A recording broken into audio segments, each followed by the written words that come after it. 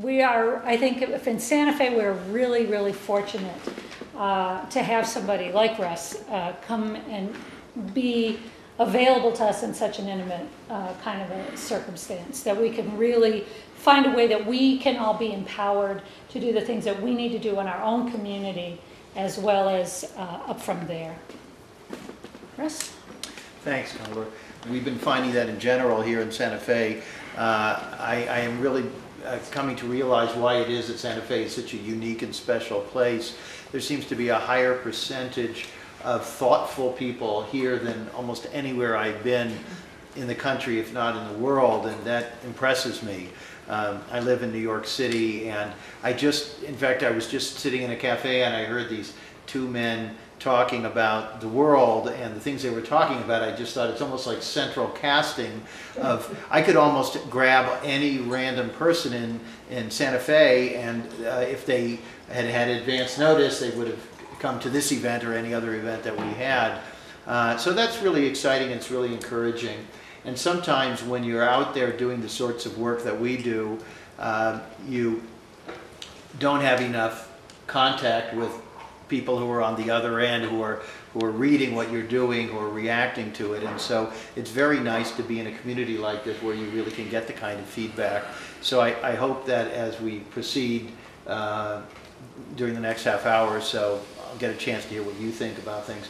I do give a lot of talks, and some of them can go on quite long. And one of the reasons for that, and I don't want to terrify you, one of the reasons for that is because once I get started, people get so drawn into the sort of what sounds like fiction, but isn't. And it's certainly entertaining, if not the sort of thing to endure right before bedtime. And so once we get going, it becomes hard to stop, but I will try to not only stop, but I'll try to give you a highly abbreviated version. I'm going to see what I can do in maybe 15 minutes or 20 minutes or so, and then we can go to questions. Today, while I was driving, sometimes I like to listen to right-wing talk radio. Not that I like it, but that I think it's necessary to remind ourselves what a lot of people in this country are listening to and what is influencing their perceptions.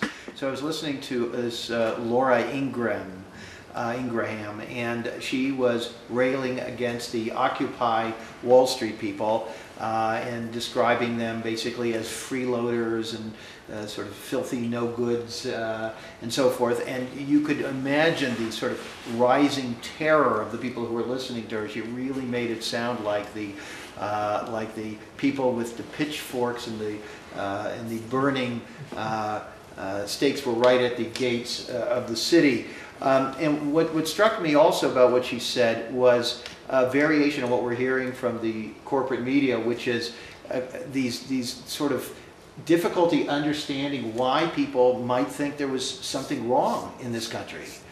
What is this about? In her case, she just thinks they're ungrateful wretches who have nothing better to do. The sort of traditional media keeps asking, you may have heard about this question, well, what is it you want?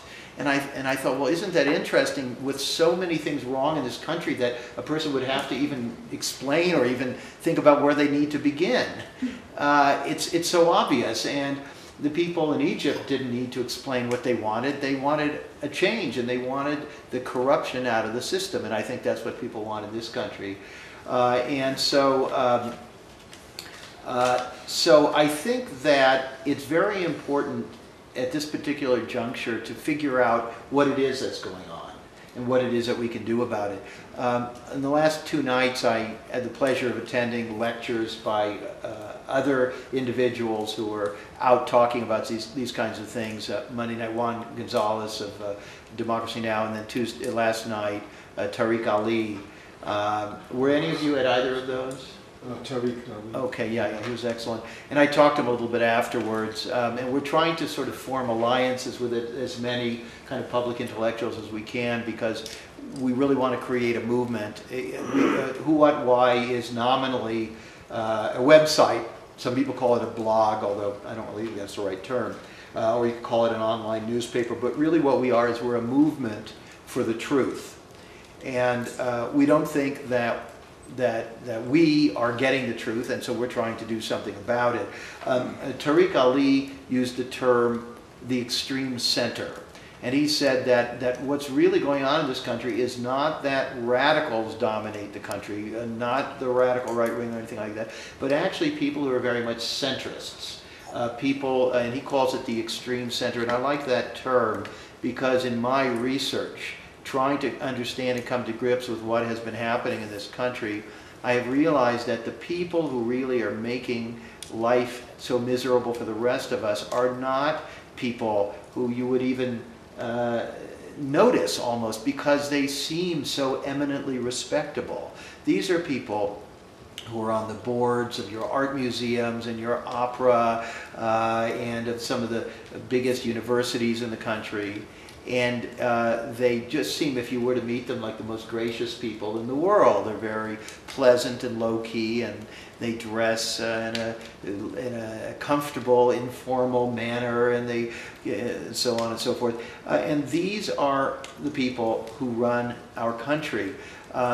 In the 5 years that I spent researching my book, Family of Secrets, I was trying to understand the George W. Bush. I was trying to understand how it could be that someone as improbable as he could become the President of the United States in the first place.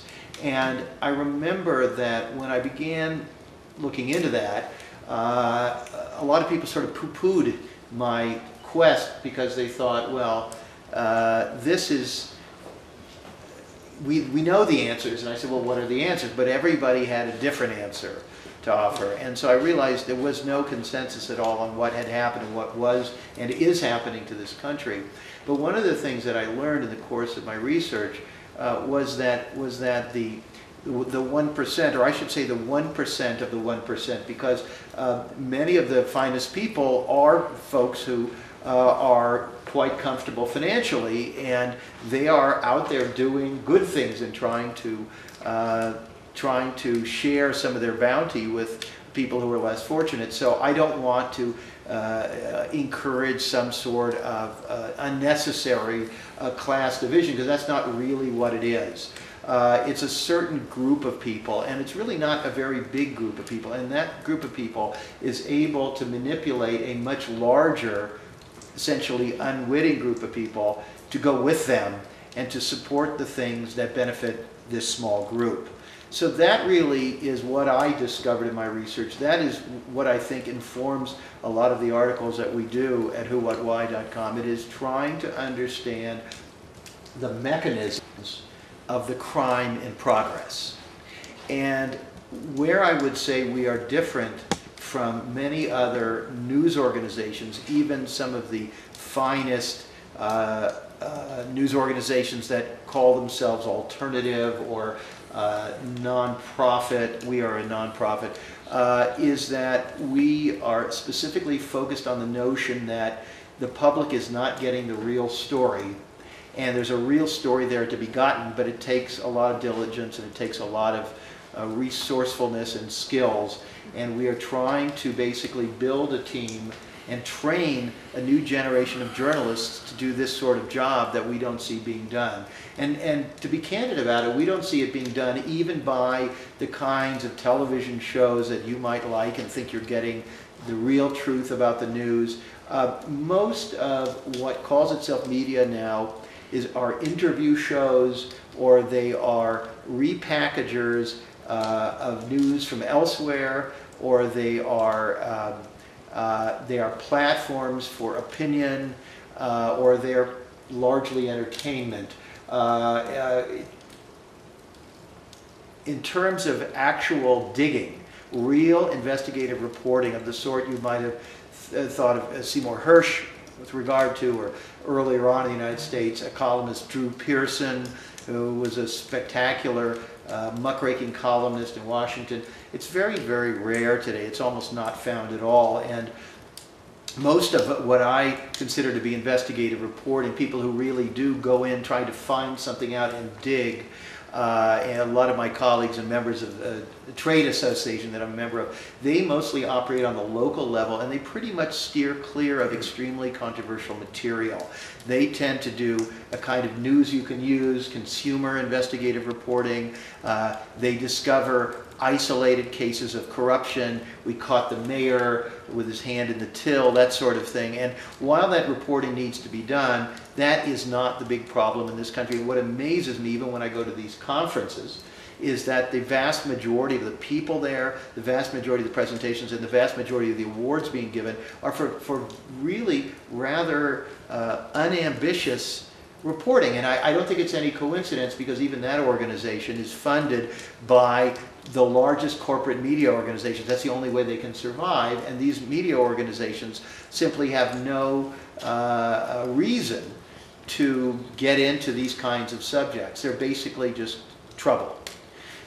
We're looking for trouble. That's what we're all about. As the saying goes, trouble is my middle name. Trouble is also George W. Bush's middle name, but it's a different kind of a trouble. So in any case, just to give you a little bit of the background on how I got into the most recent phase of my life, first with my book, Family of Secrets. Basically, what I did was I just began with this question. As I began the research for Family of Secrets, I basically had literally no agenda. I wasn't going to write, you know, it was funny, when I was working on the book, people would say to me, well, are you for or against Bush? And I just thought, gee, you know, I hate to see things limited that way, because I was really open to the idea that I could find anything. I frankly didn't think I was going to find out that he had Albert Einstein's IQ, or that I necessarily had that much in common with him. But I was open to the idea that there were things about him that might well turn out to be more positive than I'd understood, which I found, actually. And there are some things in Family of Secrets along those lines. But basically, I was just trying to understand something. And the notion of going in as a journalist trying to understand something without an agenda was so shocking to people that they couldn't believe it. Now, it is true. Look, I'm not going to kid you. I mean, I have my own beliefs. I vote. I have opinions. But as a journalist, I have to be able to separate my general, the general shading with which I view things from my work. It's no different than a doctor when they're dealing with an emergency. They've got to kind of shut off other emotions that are flooding in there in order to do their job, and journalists have to be the same. So as I investigated George W. Bush, what really intrigued me was when I began to find out all of these things that he was getting away with personally during the course of his life. And the things he got away with were so astonishing. I thought, well, how can any mortal get away with these things? You know, none of us could. And that meant to me that he had greater angels looking out for him, and taking a non-theological slant here, those angels had to be mortals. And the more I dug into it, the more I found out that one of those angels was his father, George H.W. Bush. And I began focusing on the father. Now, without going into a lot of the stuff about the son, you can read it. We have some copies of Family of Secrets here if you'd like to pick one up. The second half of the book is about George W., and it's mostly things you don't know about him. We also take on some things you do know about him, where we introduce new information, such as the real story of how he acquired control of the Texas Rangers baseball team, a timely story right now with the World Series. And thank you for coming on a night when you might have been watching the Texas Rangers, perhaps, winning their first World Series. So I saw that he had gotten away with skipping out on his military service. And you may remember from the 2004 election that the media dropped that story. Now, how in the world can anyone get away with that, where the media is not sufficiently interested in whether the commander-in-chief during a war is the same person who skipped out of his own military service in another war, and by the way, a war he also supported? This is the most astonishing thing imaginable. And when you consider how quick the media is to jump on certain people for fairly small transgressions, including consensual sex that really didn't have anything to do with the policies of the country at all, the fact that they didn't care seemingly about this military record situation was quite astonishing to me. And so I dug into that, and as you'll see in Family of Secrets, I have a number of chapters where I break new ground in understanding what actually went on there, and what happened to a journalist, Dan Rather, when he and his team persisted on this issue, and what that taught me. That particular episode with Dan Rather and CBS, what that taught me was there is a very, very ferocious machinery operating that will simply not brook any serious opposition. And when you mess with their people, they will come after you and they will destroy you. And there are a lot of people in this country who kind of understand this. There are a lot of radio shows and websites that traffic in what is commonly referred to as conspiracy theory. My problem, both with those shows and with the term conspiracy theory, is it sort of gives normality a fantastic aspect. It kind of makes things that are real sort of cartoonish. Mm-hmm.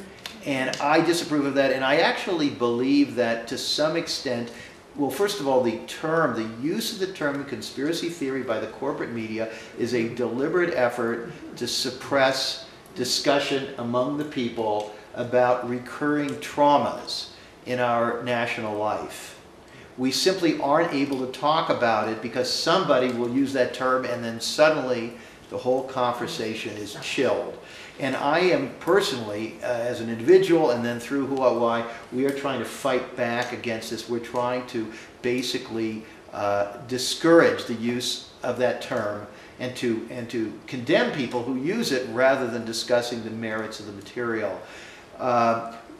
Also, I think that those who believe that everything is the result of the calculations of a very small cabal who wear hoods or other strange regalia and all meet at some seaside resort in Europe or something like that. I also condemn that, because the fact that wealthy, powerful people get together in small groups is no more suspicious than the fact that we have gathered to talk amongst ourselves. Secret societies are another story, because this is a deliberate choice to participate in a secret agreement of some kind. And John F. Kennedy, one of the many radical things that he said before his untimely death under suspicious circumstances was that he felt that there was no place for membership in secret societies for those who would serve in public office,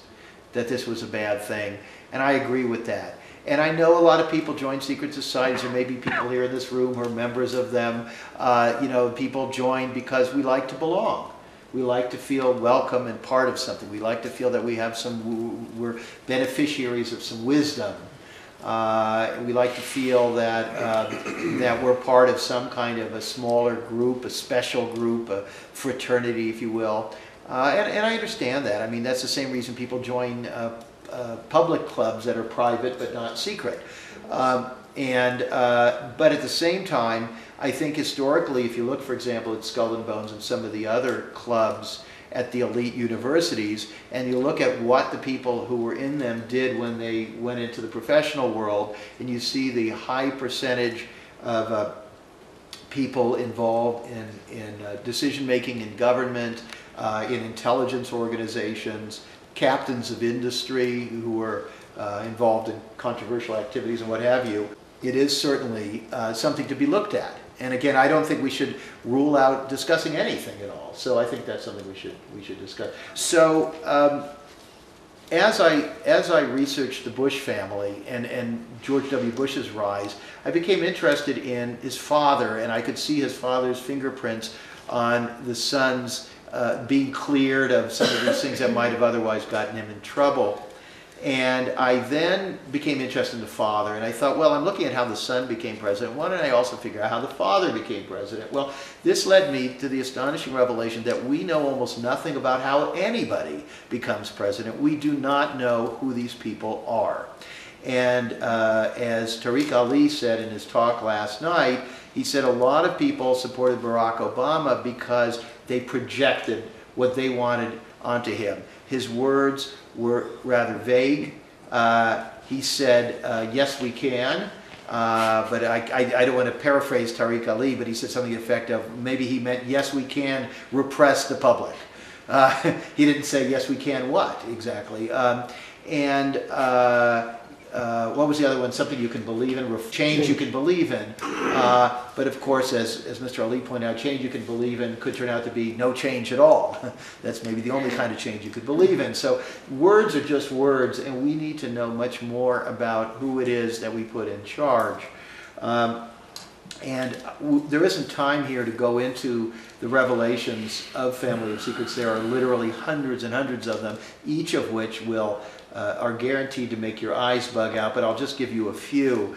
As I looked at George H.W. Bush and his ability to make his son's problems go away, I discovered that the elder Bush was part of a group of people who know how to make problems go away and know how to create problems for people they want to create them for. He had been director of the CIA for a single year, and I was fascinated. As I mentioned, I'm fascinated by how all these people get to wherever they are, and I thought, well, how did he get to be CIA director and why? And so I went to the newspapers and I read them from the period, and I noticed that even back then the journalists weren't asking these questions. They weren't even curious. They just said President Ford is appointing George W. Bush. Mr. Bush was briefly a congressman and he was an ambassador to the United Nations, and that was good enough for them. But they didn't actually ask the question, why did President Ford choose this particular man for this particular position? What would he be doing, and what was the context at the time? And what I found was that the context at the time was that the CIA was under investigation at the highest levels for probably the only serious time in their history. The revelations had come out that they were doing all sorts of illegal, unethical, and dangerous things in the United States and internationally, things that really threatened our democracy itself.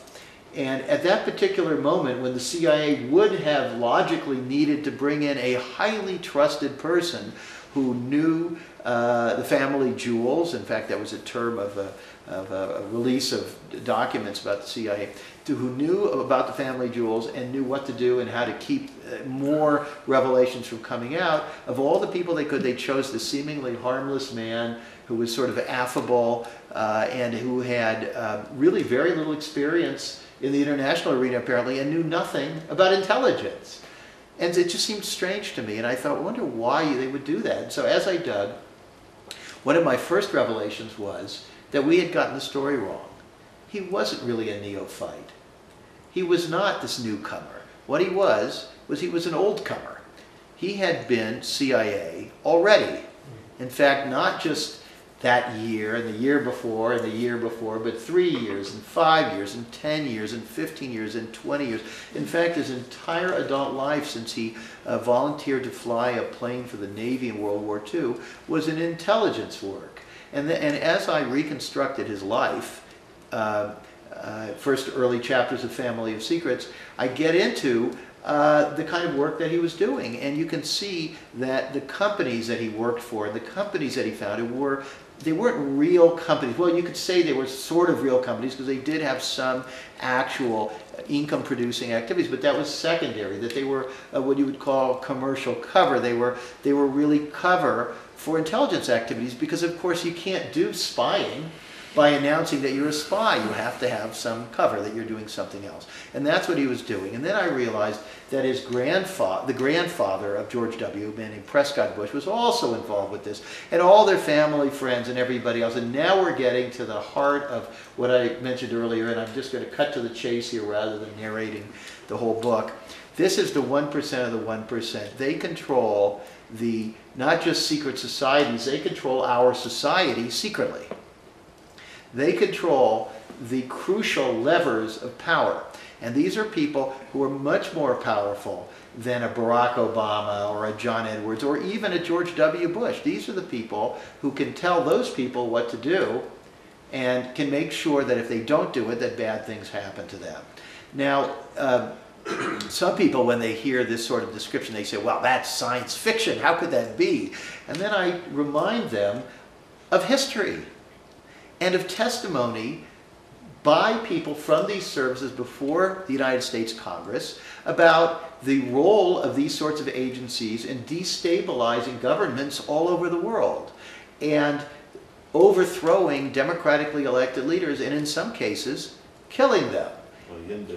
And Allende, and you can, I'm sure you can... must be some kind of conspiracy theory. So this gentleman makes the point that when you start talking to that, people immediately say, are you a conspiracy theorist? Well, no, the conspiracy theorists are the people who plan these operations. They are creating the theories upon which the conspiracies are carried out. All a conspiracy is it's two or more people conspiring in secret to do something that they don't want people to know they're doing. In the United States, conspiracy is not a fantasy, it's a crime. And if you're convicted, you go to jail for it. So the only case in which conspiracy involving violence and crime is legal is if you're doing it purportedly in the national security interest. And that is this giant dark spot on this country. And it is never examined by the media, almost never. And so one of the reasons that I founded our nonprofit, nonpartisan, investigative, and analytical news site, whowhatwhy.com, is because we think we have to look into these things. No change is possible in this country until we begin getting the real story of the mechanics and the machinations behind the things that we do see. And just to give you a few examples, on our website, you'll see that we've been doing a lot of stories about Libya and about the Western intervention, a very polite word, you might say, the Western invasion of Libya. That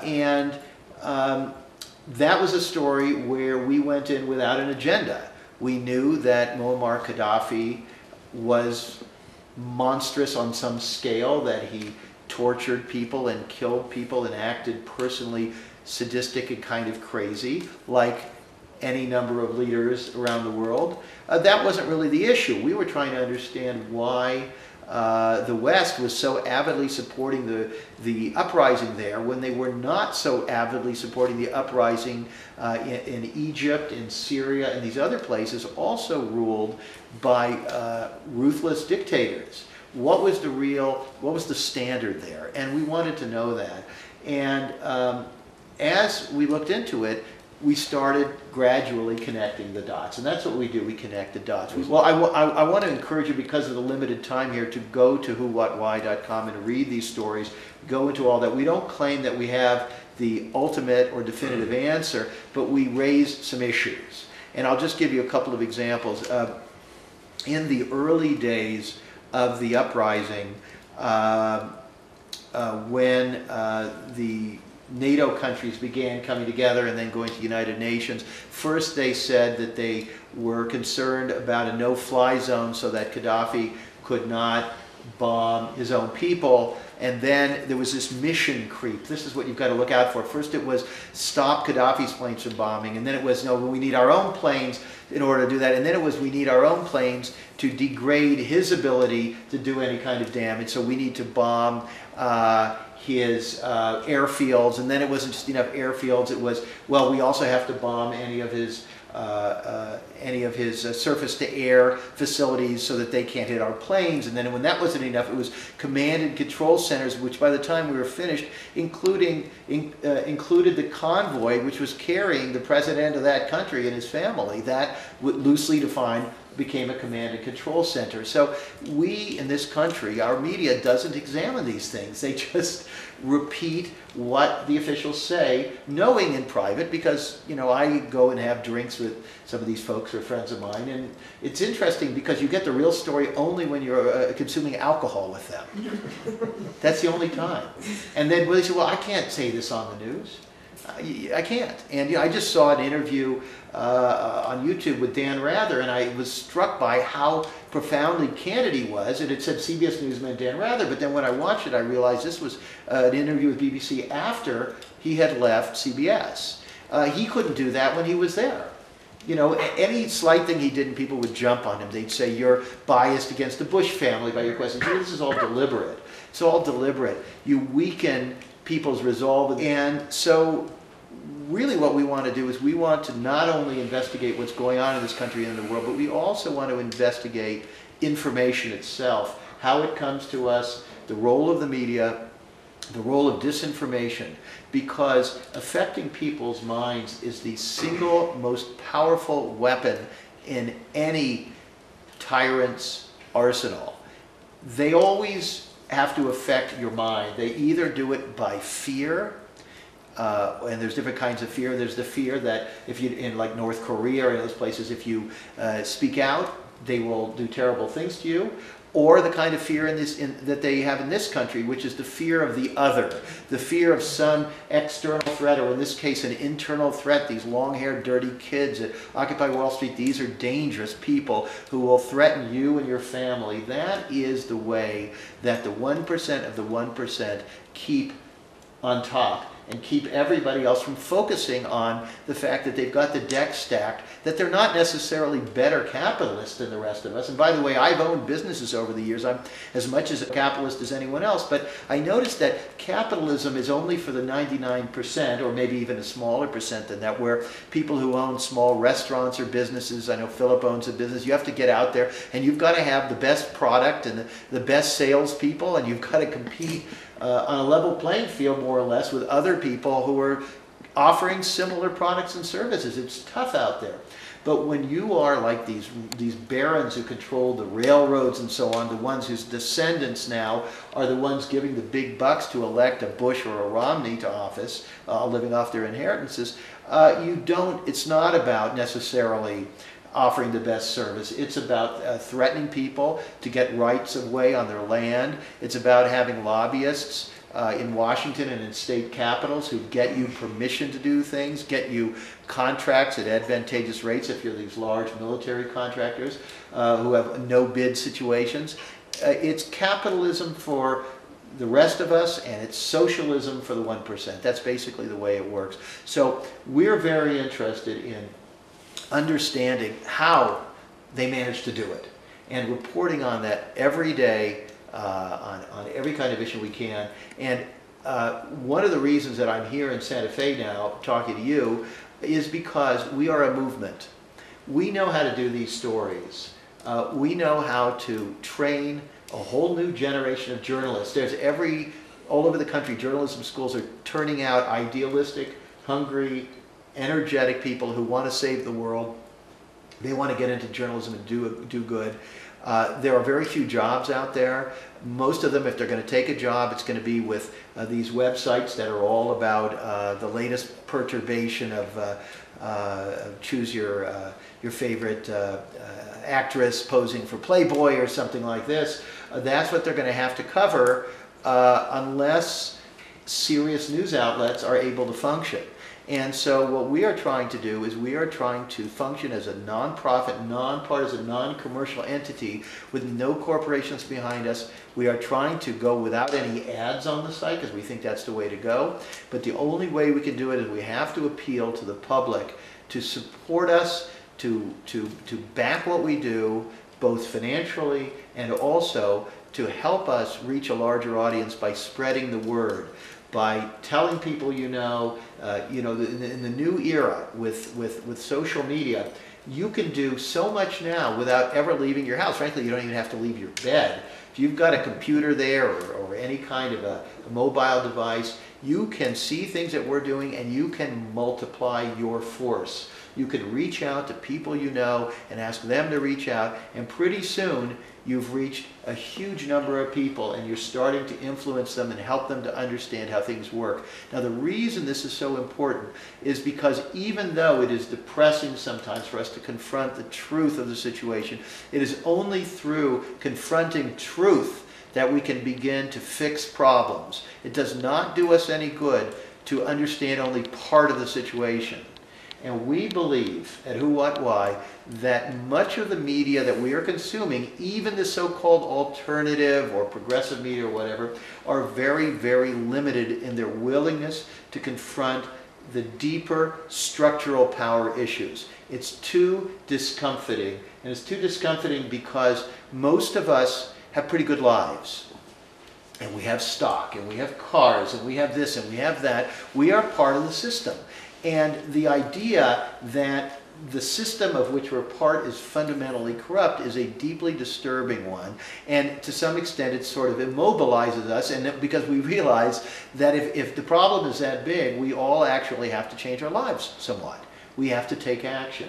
Our solution is we don't need everybody to take a lot of action. Everybody doesn't necessarily need to go out into the streets, but we need everybody to at least begin doing a little bit, at least from their home, on a daily basis, on a weekly basis, helping us to grow this movement for the truth and get out there and begin shaping a better future, because there are loads of great ideas out there. That's the other half of what we do, is we put stories up on Who, What, Why, which are inventions and great ideas and solutions and kind of quirky things being tried that people don't know about. Because, you know, people say, well, what's the solution? I say, my God, the solutions are not the problem. The solutions are everywhere, even to climate change. They're right in front of us. The problem is not that there aren't solutions. The problem is understanding the apparatus that suppresses our ability to achieve those solutions. That is what we're about. We're about, you know, we're sort of the roto-rooter. We're clearing the drain so that the system can work.